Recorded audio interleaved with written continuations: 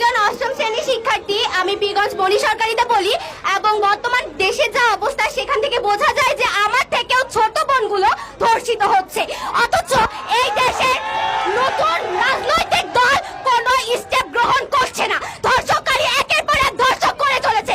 দেশের কোনো নারীদের কেন নিরাপত্তা গ্রহণ করা হচ্ছে না? দেশের মধ্যে নারীদের কেন নিরাপত্তা দেওয়া হচ্ছে না? আমি বারবার বলবো যে আমাদের মতো বাচ্চাদেরকে অবশ্যই নিরাপত্তা প্রদান করা হবে।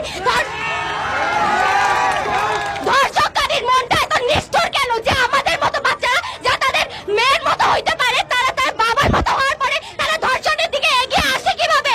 এবং বাংলাদেশের আইনকে আরো কঠোরভাবে বাস্তবায়ন করা উচিত, যার ফলে ধর্ষণকারী ধর্ষণ করার আগে তার বুক কাঁপবে, হাজারবার কাঁপবে, কারণ একজন নারীকে কতটা কষ্ট করে বাঁচে থাকতে হয়, সমাজের সাথে লড়াই করতে হয়, তা সেই ধর্ষণকারী জানে না।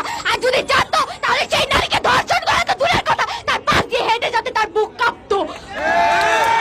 আমি মনে করি আমাদেরকে একসাথে কাজ করা উচিত, যার কারণে ধর্ষণকারীদেরকে শাস্তি দেওয়া উচিত এবং তাদের ঠিকভাবে বিচার করা উচিত এবং